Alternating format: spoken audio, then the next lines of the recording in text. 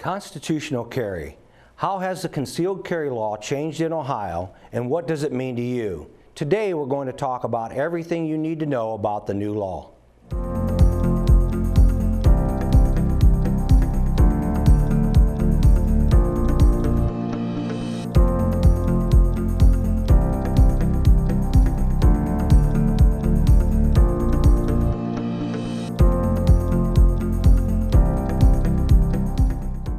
Welcome to On Our Watch. I'm your Sheriff, George Meyer, and as of June 13th, the concealed carry law here in Ohio has changed. You no longer need to have a concealed handgun license. In the state of Ohio, what does that mean to you, and how do you plan and practice your constitutional carry right? What if you are a CHL holder? And what about everyone else? We're going to break all this down today for our guest. Chris Beebe with me today from the Stark County Gun Collectors. Willis Gordon, our customer service representative in the Stark County Sheriff's Massillon CHL office. Let's talk about what's not changing in Ohio as it relates to CHL. One of the biggest questions we get, and I'm going to go to one of our guests, Will Gordon, is CHL, do I still need to have one? Why do you still have a CHL office? And so, Will, good morning. How are you today? I'm all right, Sheriff. Well, great. We appreciate you being here with us, and we want to talk a little bit about some of the customers you're seeing come in the office and, just kind of why they're coming in and still getting a CHL. Well, sure. Well, first, thanks for having me. The number one thing I see with people still coming in are individuals who feel safer getting one. They like having the license, number one. And number two, they travel. So most people are still worried about reciprocity. And that means that if you hold a valid Ohio concealed handgun license, that means that you can travel to any other states that we have reciprocity with, and it will be valid in that state. So if you want to cross state lines and you want to bring your firearm with you, let's say you're going on vacation, you're going to see family, that's when I see most people coming in to get those licenses, and they're coming in at a pretty good clip. Yeah. Well, so what you're saying, Will, is if I have my CHL permit, I can travel to other states without worry of having a concealed firearm? That's correct, Sheriff. We have reciprocity with about 38 other states in the And so under the constitutional carry, isn't there the same reciprocity? There isn't, actually. Without a valid concealed handgun license from your county, then your right to constitutional carry ends at the border. Okay. Well, I want to get to our next guest, Chris Beebe with the Stark County Gun Collectors. Chris, thanks for being with us. Thanks for having us. And I know I had the privilege of talking to your group about a month or so ago as we were approaching the June 13th date. And there were, surprisingly, with your group of people who are very knowledgeable of, CHL, handguns, firearms, there were quite a few questions related to these changes. So tell me what some of the questions you're hearing from your membership. Well, one of the primary questions we received was how the law affects their right to carry a firearm in their motor vehicle. Of course, you addressed that question and answered that quite clearly for them. But that was probably the main thing, as well as Will pointed out the reciprocity. There were questions about the reciprocity. Sure. I mean, a lot of people are probably wondering, well, why do I still need to have a CHL, or do I still need to have a CHL? And Will explained, well, you don't necessarily have to have one, but if you're planning on traveling out of the state, it's a good idea to have one. You don't really know. At this point in time, the Attorney General has not set up reciprocity for concealed carry in the state of Ohio with other states. So as it relates to questions on carrying a concealed handgun in your motor vehicle, not much has really changed. The law has remained pretty much the same. And that is that if you're carrying concealed in your motor vehicle, you're required to have it on your person. Now, I know we talked with your membership a little bit about, okay, what if I'm traveling on a long trip and I remove my concealed handgun and have it in the seat next to me? Well, I can't answer that question as it relates to any law enforcement agency, but usually, the common sense answer will fit here. Most law enforcement officers are not going to, get upset or give you a citation for not having it concealed on your hip. when you're traveling like that. But it is, under the law, it is required to be carried on your person. You know, one of the things we talked about as well was disqualifiers. Under the previous law in Ohio, there were certain measures that disqualified you from being able to obtain a concealed handgun license. So some of those disqualifiers were maybe a criminal record, felony conviction, or maybe a domestic violence or crime of violence conviction. And so those things remain the same. And so I know we talked a lot to your membership, Chris, about, you know, that as far as it relates to the law has not changed at all. Those still remain the same. But one of the things that we talked to your membership about was, what's my duty to notify the law enforcement agency if I'm stopped or confronted by law enforcement? So what was some of the membership's thoughts on, you know, how that works now as it relates to the law? Well, it's hard to speak for each of our individual members, and you know, my understanding is under the new law that duty to notify has been rescinded or negated. I personally, I think it's always a good idea. I think as a law enforcement officer, if I were a law enforcement officer, I would want to know. And you know, I encourage our membership to encourage anybody who's carrying under constitutional carry or with the CHL to, you know, advise the law enforcement officer that they're carrying, Sure. and of course keep their hands within sight and follow the other protocols, which Sure. I think everybody is aware of. That's great, and I'll tell you, that's a great posture to take. It's a safe posture to take, but it's under the law, it's not really required now. One of the things that's changed is that the duty now is on the law enforcement officer to ask the person they confront if they're carrying. Now, under the law, it's changed in that once the officer asks, the person carrying has the obligation or duty to report. I do agree with you. I don't see the problem with, you know, hey, just want to let you know, officer, I have a concealed carry. Again, it doesn't matter if it's with the CHL or without, if it's constitutional. It's just a courtesy for the officer, and that way if the officer would see the gun, they're not startled, they're misunderstanding what the situation is. Because, you know, we have always supported people who qualify, law-abiding citizens, being able to exercise their Second Amendment and concealed carry. Some of the disqualifiers that we've talked about, they're not really that confusing. They really just are basic. If you have certain felony drug convictions or felony convictions under the law, you're not allowed to carry. Now, this is pretty simple. The litany test in that is if you can go to a distributor and buy a gun and pass the NIC test, then you pass the test on disqualifiers, okay? And so that's a good test for people who are going out and purchasing a handgun, maybe for the first time, and, you know, not sure if they have any disqualifiers. Maybe they had something in the background when they were a teen or something and they're just not sure.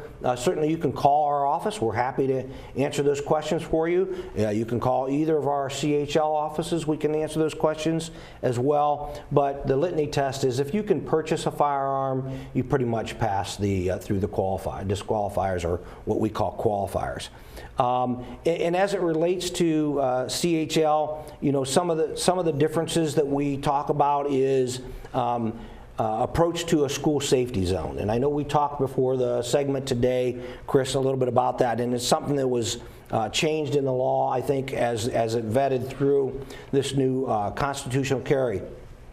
So if you have a CHL and you're going into a school safety zone, okay, not necessarily into the school, but into a school safety zone, you still are permitted to go into that school safety zone if you have a CHL. If you're carrying under constitutional carry without a permit, that is prohibited under the law as it's written today. And so, you know, our viewers need to remember that, because if you're picking up one of your children at school or dropping off and you happen to have your CHL with you, or you're coming from work, have your CHL, and you're going into that school safety zone, you got to be cognizant of the fact that if you have a CHL, you're still safe to enter that zone without any replications. And if you do not have and you're carrying under constitutional carry, then you probably need to secure that firearm before you enter into that school safety zones. The other question that a lot of people ask is, can I carry my constitutional carry in previously prohibitive areas. Let's say it's a church or a public building, maybe a school building in this case. We were talking about schools. So the answer to that is pretty simple. And Will, I know you know the answer to that, so I'm going to go back to you.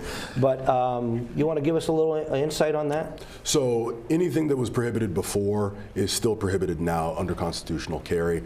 There wasn't that much of a change for that. So if you were prohibited before, you're still prohibited now. Okay. So again, another caution to the viewers that if you have if you're carrying with a constitutional carry, the law and the restrictions, if you will, are the same. They apply the same. If you approach a public building or a playground or something of that nature where it's posted, and that's the key, isn't it? I think that's probably your membership understands that. They've gone by the kind of the rule of posting. We've all seen the circles with the gun and the cross through it. So if it's posted, that's still a restricted area for concealed handgun carry, and that really hasn't changed. Will, I know we talked a little bit about what's going on at the CHL office, and we have two CHL offices in Stark County. We have one over on the east side of the county at 4500 Atlantic Boulevard, and the other one here downtown at the Massillon Law Enforcement Training Center, yes, where you are a customer service rep. What's the foot traffic like? What have you been hearing from the customers? Well, the foot traffic's been pretty good. We had a lot of people last year, especially last summer, sure, especially coming out of the pandemic. We had a lot of people who didn't want to come in, didn't want to come outside, so they were coming and getting renewals. But as we've got closer to this law coming through, we saw a bit of a decrease, but there's still been a steady foot traffic coming in. And people are saying that they still want it. They're saying, well, laws change. I want to make sure that I'm safe. And a lot of other people know that they wanted to make sure that they had this license because they wanted to be able to train with it, or they wanted to be able to take their, if somebody just turned 21 in the family and they said, hey, I'm going to sit you down and take this 8-hour course, and then we'll come through and get your license. Sure. They wanted to make sure that, especially as generations continue to carry, that they had that training there. So it's been interesting. A lot of them ask me, about what's going on with this law and what's happening, and some of the questions that we're covering now. So I think this is a really good thing because I'm getting a lot of these questions that we're answering here today. And as both of our guests know, under Ohio law, if you want a concealed handgun license, if you're a veteran, there's no fee for that. Correct. So that's still in place for our veterans. I think that's a great tribute to folks that served our country, and we're continuing that as well. That has not changed. Right. Am I correct? That's correct. Senate Bill 81 is still in place, and that also applies to retired law enforcement as well. Okay. And so do you get a lot of veterans that come in? We get a lot of veterans that come in. Great. And so, we want to be able to, again, the fact that the state changed the law to allow for that to be free of cost, no cost to our veterans, we think that's been fantastic. Can we talk a little bit about the pandemic? And we went through the pandemic. I know our CHL office for a moment, because I remember it like it was yesterday. I think it was March 12th when they basically shuttered everything in the state and people were ordered to stay home. And we had to shutter our CHL office for a week or two until we could figure out how we could safely continue to issue permits. And so through that process, there were some changes. Isn't that correct? That's right.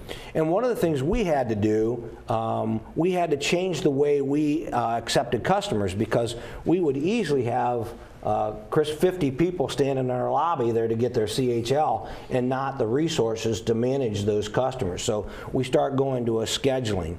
And so when we went to the scheduling, kind of leveled things out. We schedule them every 15 or 20 minutes or so.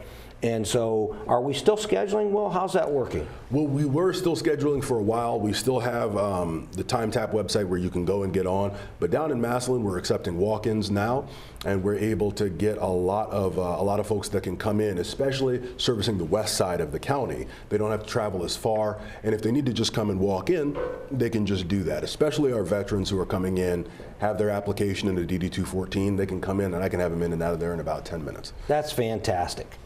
I want to pause for just a moment to remind our viewers about our Coffee with a Cop program. July 12th, we'll be at the Greatness Cafe in Massillon. Coffee with a Cop from 10 a.m. to 11:30 a.m. The Coffee with a Cop program is focused on connecting with Stark County residents one-on-one to answer questions, share safety information, and just get to know those we serve. We host programs throughout the county at least once a month. Information on our upcoming events can be found on the following our Facebook or downloading the Sheriff's app, which is absolutely free. Search the Stark Sheriff Ohio in your mobile app store and please download our app. Well, let's continue our conversation and how the new constitutional carry impacts people in our community and how we can continue to inform people to keep Stark County safe. You know, one of the things we didn't talk about is when we were talking about disqualifiers, what if you were previously disqualified? And so I wanted to have a kind of open discussion a little bit about how that works. So if I previously applied for a CHL and for some reason there was something in my background that disqualified me, what can I expect as can I still constitutionally carry? Well, no. If you've been formally denied from an application for a CHL, you still can't. You can't conceal carry with a license, and now the constitutional carry has come through. You still can't conceal carry. So a disqualifier then would be a disqualifier now.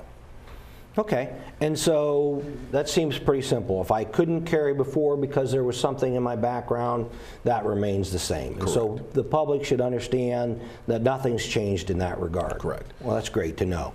Well, and I know, Chris, we talked a little bit about Stark gun collectors. And, you know, it's a fantastic group. I've been around them for a number of years. You know, I have a good friend, Terry Rohn, who, you know, I've known for many, many years. Our sons grew up together. And, you know, Terry's a secretary in the club, longtime secretary in the club. And, you know, he kind of prompted me to actually come in and talk to the group. And honestly, you know, didn't really know what to expect. But you have a really nice sized group. And they're very well informed on what the Constitution says and what they can and can't do.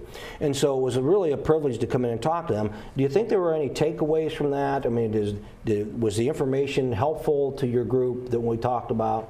There's no doubt about it. It was a very comprehensive slide deck that you presented to us, and between you and the fellows you had with you, I think answered every question adequately.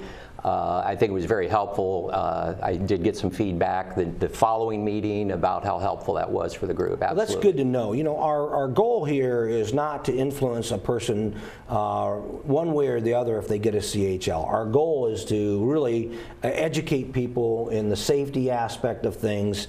You know, we talked about how to properly carry in a firearm in a concealed handgun in a motor vehicle. You know, I think it's important to mention none of this applies to long guns. And I think sometimes people who are not informed get the impression this applies to all guns. And so probably, I know your group was well aware of that, but none of this really applies to a rifle or a shotgun. This is strictly a concealed handgun carry legislation. You know, one of the things we talked about is gun locks and safety in the homes. And I want to kind of get that in here a little bit to talk a little bit about safety at home. You know, I know in talking to Chris's group, these are people who are well versed in firearms and the safety, and they're a great group for us to interact with, so we can kind of feel a little bit of a finger on the pulse of what's going on in the community. And oftentimes there's some type of tragedy and people tend to blame it on the gun, right? And we've seen that.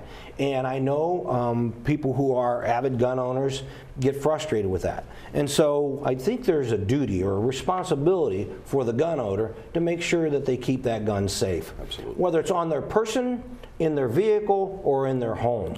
That gun needs to be made safe.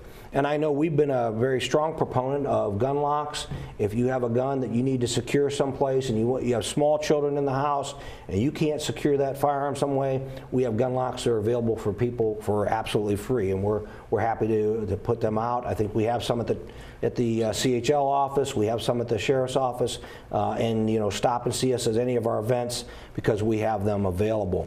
And I think everybody understands the need Yes. to be, aware of gun safety. Absolutely. Before our segment today, Chris and I had a chance to talk about, a recent incident that happened right here in Stark County where somebody cleared a magazine out of a gun, thought the gun was safe, and there was an accidental discharge. Thank God nobody was killed as a result of that, but those kind of things happen, and we talked about that. And, I got to tell you, when I have people that are friends of mine that are avid gun owners, and you just got to keep that. You got to keep that thought present in your mind all the time: is safety, safety, safety. And I know in talking to your group, Chris, that was paramount in their minds. Talk about how to keep it safe in the car without violating the law, right, and how to keep themselves safe as well. And so, a great topic to discuss.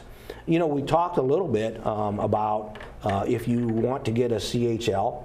Or if you want to constitutionally carry, if you pass the NIC test, you can rest assured that you don't have a criminal background or something that's in your background that's preventing you from carrying constitutional carry. One of the things we talked about was that CHL. How does that work, Chris, when somebody wants to go to a distributor and buy a firearm if they have the CHL? Well, basically, since about 2015, the law permits the federal firearms licensee to accept that CHL in lieu of the call to NICS. The buyer will still have to complete the federal form, the 4473. Answer the questions that they have. Right. And once that is done, the FFL will record the information off the CHL as well as the state driver's license, and then that's the end of it. Then they can accept the transfer of the firearm without making the call. That's a great convenience. When you think about it, that CHL, basically it's telling whoever the vendor is that's selling the firearm that this person has already gone through a background check. Is that correct? That's correct. And so that saves a little bit of time and maybe a little bit of aggravation for somebody not to have to do that. And so, it's something that I think really bears mentioning with our folks. Chris, I know your folks are gun collectors of a full variety, and so we really thank you for the input you bring to the table today as it relates to, representing all your members and how they, carry firearms or store firearms. And certainly we can gain some information by being able to interact with them and talk to them about, what our community needs and what our community is asking for. And I think that's kind of a result, not necessarily your group, but some people say to me, well, why did they change the law? It's kind of a result of what people were asking for in communities all across Ohio. And I think that's where we get to. But it's like any other legislation. When it starts out, it may look like this. By the time the process is over, it might look a little bit different than what it started out. And so it's good to be able to have a forum like this, to be able to talk about those changes, inform our community of what those changes are. And certainly my focus and my goal is keeping people safe in the community. And so, I think the dialogue today is very beneficial to being able to provide that service. I tell you, we are going to talk a little bit about our civil ed classes that we have coming up at our training center, and we have 2 series or 3 class series. We have 2 series set up, and I believe they're already full. So watch for new ones coming out. We're hoping to post some new ones. But basically, those classes are about a 2-hour class where you can come in, and we're going to talk to you about the changes in the law, a little bit about what we talked about today, maybe a little bit more in depth, answer some questions, a little bit about how the laws change and how it affects you, what you can and can't do, and that'll be segment number 1. Segment number 2, we're going to get a little bit more in depth and talk a little bit about nomenclature of a firearm. We talked about the scenario of taking the magazine out. You have to go through the procedure to make sure that there's still the barrel is clear. And so we'll talk a lot about that. We actually have simulated firearms. We'll be able to pass out to participants to actually hold a firearm that's safe in a classroom environment, and learn a little bit more about that. And that's really geared towards people who are brand new and want to constitutionally carry and just have a few more questions. And we're going to do some questions and answers, but we're also going to do some quizzes with the participants to see that make sure they know what they're getting into and how to safely handle their their concealed handgun. The final segment, which is going to be kind of interesting, we're going to utilize our Milo simulator that we have at our training center. And so we can set up scenarios, and in those scenarios, people will be able to see how to use de-escalation techniques, mouthful there, but de-escalation techniques to actually back themselves out of a conflict situation. Or when you can legally, and when it's legal for you to actually use your concealed firearm for your safety and the safety of your family or others. And so, we're going to get into some of the meat and potatoes, and we're really looking forward to that, because kind of to our surprise, we posted the first three segments, and boom, they were filled immediately. We posted 3 more, and they filled up as well. So if you have some interest in that, please reach out to our office. We can give you some information related to how we can stand up some more classes. If we have an interest, we certainly will offer the classes for folks to participate in. It's been a great opportunity to really talk about this, because I've had a lot of questions in the community. I know your group's had questions. I know you get questions coming in, walking through the door. What's going to happen? Are you still going to be here? And one of the things important, just to to kind of finalize some things, it's important to know that not only is your job CHL, we also do background checks. We also do fingerprinting, and so we have a host of things that we do down there beyond CHL. So it's important that we maintain those services so that they're available for our community. And we appreciate what you do down there. Chris, I really appreciate you being with us today, because thanks for having me. I can't tell you what a pleasure it was to meet and interact with your group. And so, hopefully I'll be able to get invited back to talk to them again. Stop in anytime. And I know, like I said, I know many of the members. Some of them are my family members, and so great group of people, and certainly people that support our Constitution. So that can't be bad, right? I love people that support our Constitution. So I just really want to thank our guests today, Chris and Will, for being here. If you have any questions or comments about the show or topics you'd like to discuss in the future, please send an email to onourwatchstark@gmail.com. Also, don't forget, you can stay up to date with all things related to the Stark County Sheriff's Office by visiting our mobile app store, searching for Stark County Sheriff Ohio, and downloading our free mobile app. I'm your Stark County Sheriff, George Meyer, and this is On Our Watch, where we are working together to keep Stark County safe.